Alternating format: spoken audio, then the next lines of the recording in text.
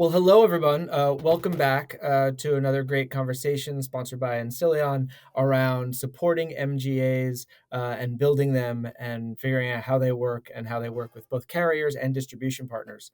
I'm here again with Alexis Vaughn from Off Course Consulting to talk a little bit more about distribution methods, channels, and how distribution partners work with MGAs. So Alexis, I'll give you a second to both say hi to everyone and reintroduce yourself and Off Course Consulting. Hi, everyone. I'm Alexis Vaughn, CEO of Off Course. We have Off Course Consulting, Learning, and Insurance. So I'm actually also breaking into the MGA space myself these days. At least by the time this recording comes out, you'll actually know about it already.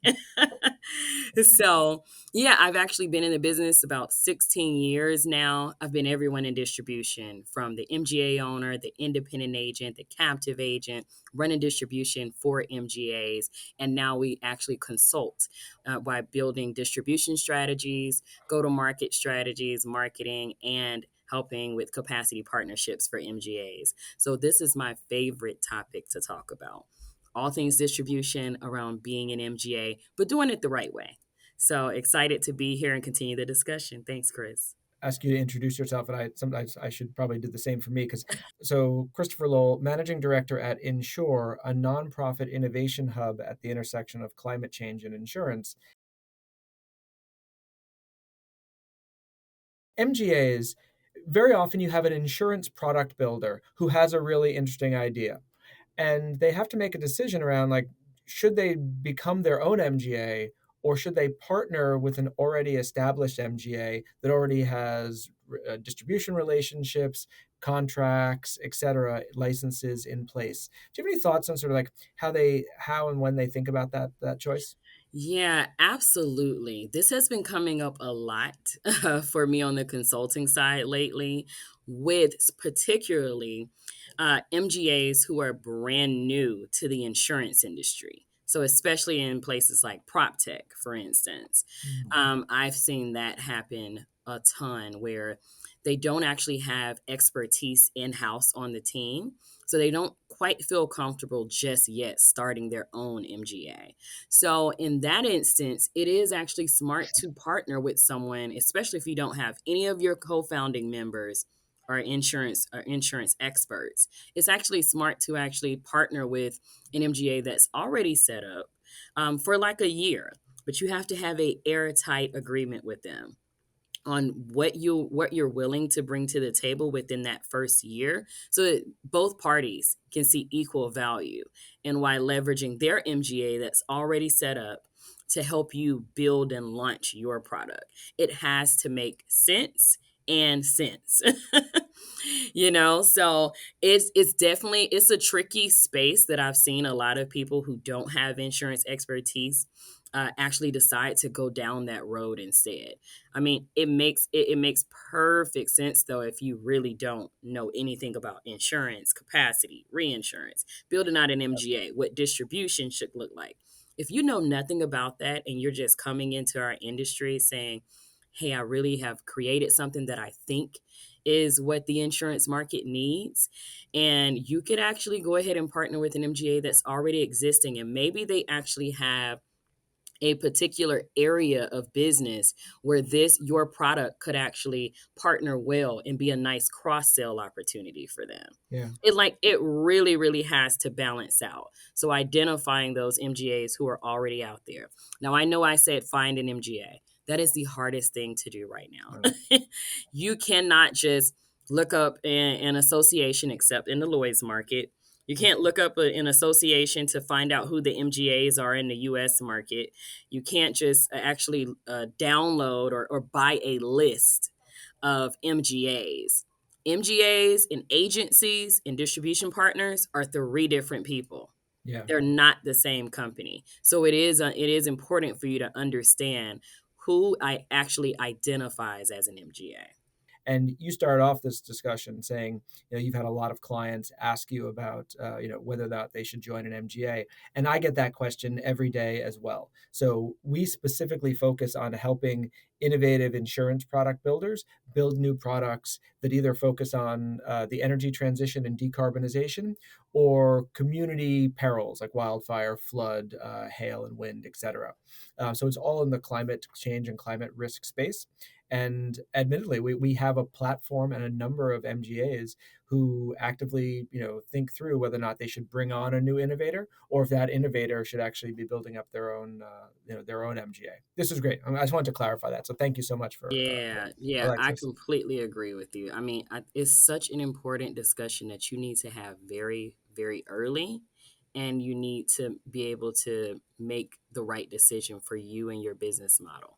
Okay. And sometimes it might even make sense. I'm gonna play the devil's advocate right here. It might even make sense for you to actually white label your product through a carrier if there is an actual need for your solution that a carrier may be looking for. Now, I will tell you, the timeline is completely different, white labeling, going to market with the carrier. And if you start your own MGA, you're probably looking at a 12 to 8 month time frame for Right. securing capacity, building out distribution, getting your licensing, all of that, and going to market. Right, 12 to 18 months timeline, but you can do it in 12 months. With a carrier, it could be 2 to 3 years before you Okay. actually go live with that white label. So you have to make sure that it makes sense for your business model. But I feel like MGAs who don't do well in this space have not explored more than one business model. They've only explored becoming an MGA. And that's not the right model for everyone, not right away. If you know nothing about insurance, don't even have anyone licensed on your team. So I'd like to actually shift this to, so let's assume you've now signed on with a set of distribution partners and you're an MGA. And what are the typical bottlenecks and hurdles and problems that you see on a day-to-day basis between MGAs and their distribution partners? What are the things that trip them up? Well, it's the first piece is the technology being too complex. They can completely get tripped up on the technology to where the product is now in the back of their mind and they're so focused and honed in on that technology. And that is also where a lot of MGAs make mistakes because they make it all about their technology. When the insurance industry is relationship driven business, it is always a human in the loop process. So you need to make sure that it's actually user friendly. Because if they can't actually utilize your quoting system properly or even onboard additional people, or even I often hear where only one person within an agency will be onboarded and actually know all about the product. And then what happens when that person leaves? Their knowledge center leaves with them. So now you have to retrain someone else. I think the MGA should train the entire office, not just the person who's specializing in that particular product, whether it's workers' comp, cyber, or whatever. Everyone should be trained on it, including the main agent, the agency owner, because oftentimes that's what happens. It gets kind of lost in the process on the technology side. Another piece is making sure that they understand all the value adds and why your value adds within your MGA product are important. I would have top 100 brokers tell me all the time, well, I didn't activate this particular value add that you said you offer to your clients because I didn't think it would make a difference.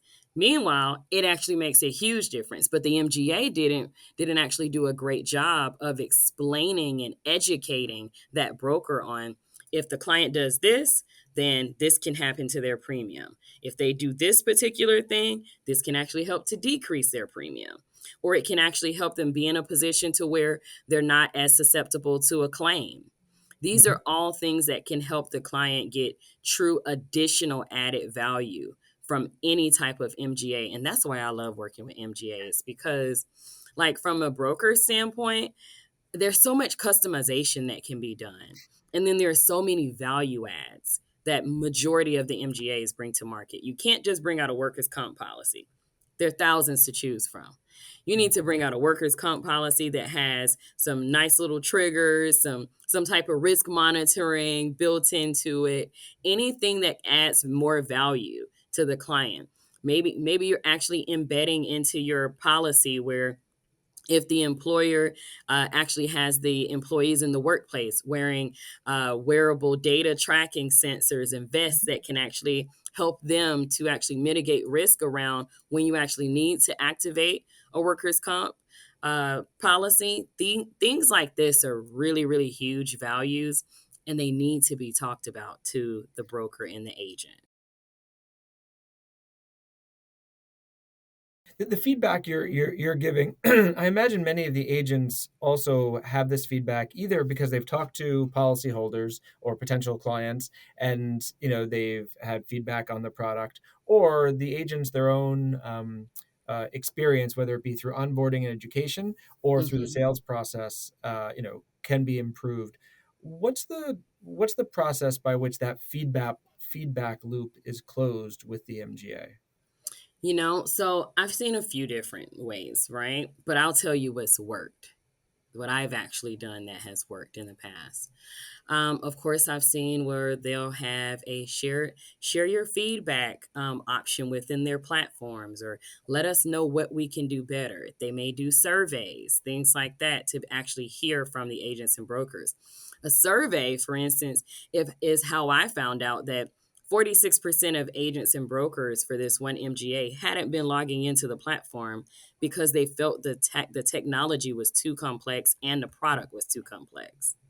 46% of agents and brokers is outrageous when it comes to your bottom line that you're trying to hit and deliver as an MGA.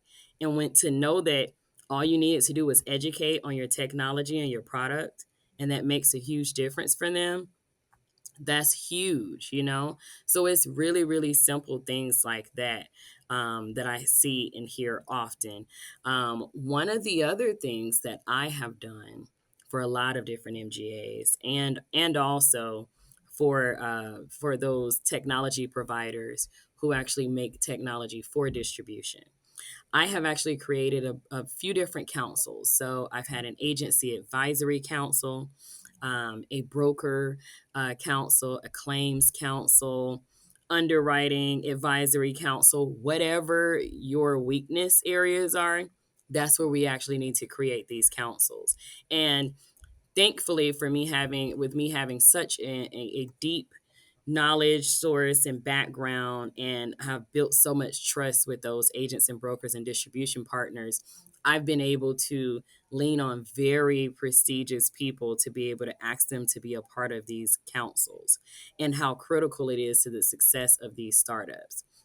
One of the reasons why they even agree to do it for, like, just say a brand new MGA that just came out. Number one, they get to feel like they're a part of the process. Like they're a part of actually helping make a difference in the industry. It's really simple. They're also getting to be a part of an innovation that's happening within their industry as well, whether it be being able to customize and tailor the product to even their own selfish needs of their clients, being able to give that feedback and say, these are the complaints that I have and what my clients are actually complaining about. This is a need that we have and that we need to actually solve for. When you're on these councils, you can literally get all types of feedback and information about what your product, what you could be doing better with your product to make it to really where you can actually eventually get acquired or get ready to go public. Things like this actually build a sustainable model. If you don't actually have the agents and brokers in the loop who are actually selling your product or solution, and they're consistently on a regular basis giving you that advisory and the counsel that you really, really need to make yourself and to make your company better, then I think that's a lot of room for growth there still. That's fair. That really, really helpful. I appreciate that. So, Mhm. when you think about what are the proactive steps that MGAs should be doing to maintain strong relationships with their distribution partners? So, of course, starting with what I just said previously, an advisory council of some Okay. sort. If you don't know any brokers, that's what Off Course is for. We build these focus groups and advisory councils all the time. And we have an extensive network of a few 100,000 agents and brokers and experts in this space to pull from. The other piece would be the education for the agents and brokers. If these are some of the things that they're actually looking for, if you're going to create a brand new product, especially one that has never existed or has a lot of nuances to it, maybe it has existed, but you've tweaked the product so much to where it's different than what they're used to, they're only going to feel comfortable selling what they can explain. So, educating them, offering them continuing education, offering them, trainings and one on ones and webinars, and being able to come out to their office and just have actual roundtable discussions about, your products and anything that their people need to do. Offering to train their account executives, that's the one thing that those brokers don't have time for. So, if you can create some agency and broker education around that, that's going to be a huge, huge game changer. And it's a huge part of what we do at Off Course Learning is we build that bespoke education for MGAs and carriers as well. So, and we also have a continuing education school. One of the things I can tell you is that agents and brokers love free CE. If they can sit through a CE Mhm. webinar and not have to take an exam at the end, and also not have to pay money for it and get it for free, and they also learn something new, in that process, they're going to actually build, that's going to help you with building loyalty with Yeah. those agents and brokers. Because if I have only gone to your workers comp training and your DNO training, then when I think about DNO and placing that type of product for my clients, I'm going to go to the person who gave me the free education on it, who actually explained to me how I can leverage it within my book of business. Doing simple things like creating an actual compensation calculator so that you can have transparency. And if I roll my whole book over, what could the compensation look like for my agency? Yeah. Like, I would Exactly. like to know that before I sign an agreement with you so I can make sure it's actually adding value to my agency and the bottom line that I want to actually get when it comes to my commission points as well. And also creating unique experiences, letting the agents and brokers who are producing for you know that you value them and that you appreciate them, because they could be selling anyone else's product, but they've chosen to sell yours. I have done everything from building actual marketplaces with branded items so they can get the really Mhm. good stuff that they like the polos and the golf umbrellas and Mhm. the really nice Yetis and that are company branded. They love the book bags. They love the custom briefcases. I know I'm carrying around a few different brands right now that I get just at the conferences. We love free swag. So that's one direction you can go in to just build and show that appreciation. So let's say you've done all those things, but for some reason now you're still actually in feels like a negative situation with your distribution partners. Things Mhm. aren't perfect. Look, how do you address that? Well, number one, you have to know when to cut ties. And how you can address that is before that even happens. Yes, at the very beginning, you probably wouldn't want to give minimums, right? But after you've been with them and they've been on the books for at least a year, you need to actually have an exit strategy for how you can just cut ties with the partner. You can actually say, yes, we do not have a minimum for our first year with our agents and broker contracts. However, if you don't write anything or you write very poor quality business during that first year, we do reserve the right to actually pull your contract and just basically sever ties with the relationship. This has to be things that you talk about and are actually proactive about and not reactive. But you do have to know when to move on. And then after they've actually gone through that first year, you need to actually start setting minimums, because as an MGA, what the demands are that are coming from both your investors and your capacity partners on what type of revenue they want to see, You need to make sure that you've actually basically created quotas with these minimums of, Mhm. if you don't meet our minimum, then that pretty much ends our relationship. You know, it guarantees that you keep money on the book and that people are consistent in choosing your MGA over others. Thank you for your thoughts and commentary today. And I really look forward to our next conversation. Absolutely. Thank you so much for having me, Chris and Insillion. It has been an absolute pleasure. And I know I could talk about this topic forever, but just in case you don't catch, you actually still need more information. I've actually wrote a book that has a lot of this stuff in it. So definitely get Insurance Distribution of the Future, an interactive guide for agents and brokers. It's available everywhere books are sold globally. Okay? Fantastic. I want a signed copy. We'll work on that. Yes, we can make that happen. All right, Thank you everyone. so much.